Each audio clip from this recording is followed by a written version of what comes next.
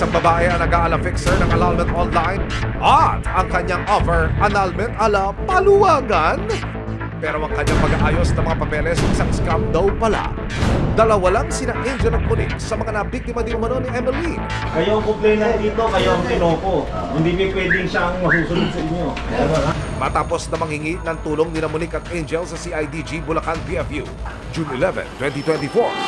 Kasama ang resibo, isinagawa ang isang entrapment operation para mahuli ang itinuturong annulment scammer.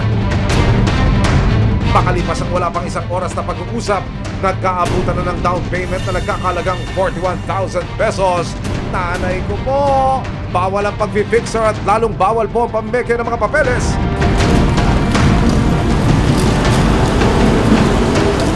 Layo niyo yung bata, layo niyo yung bata. Ikaw yung karapatan manahimik o magwag sa walang ibo. Ano man ang sasabihin, hindi maaaring gamitin pabor o laban sa'yo.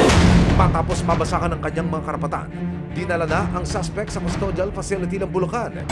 Dito, kinumpronta na ni na Angel at Monique si Rina. Inubos na yung pasensya ko, diba? Sinabi ko sa'yo, pinigyan ka hanggang next week. Gawin mo ng paraan yan, or papakulong ka na.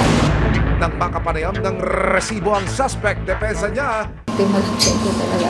Siyempre, wala naman pong naniniwala eh. Alam mo na fake yung binigay mo dokumento. Opo, kasi yun nga, yung February na na nalaman ko po na po, ginagawa ko naman para. Bakit hanggang ngayon ginagawa ko? Hindi na po siya, Sharia po yun. isa ko sa nagpalabas ng pagpapatunay na peke ang mga papeles ng suspect, ang Pasig City Regional Trial Court.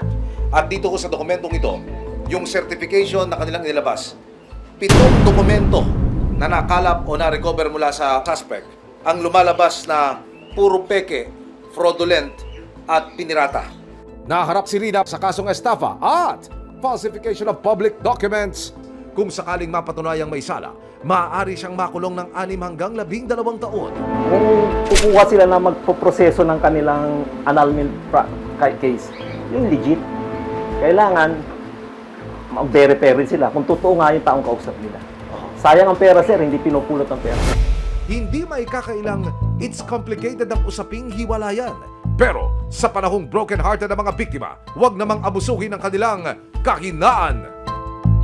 Resibo, walang lusot ang may atraso.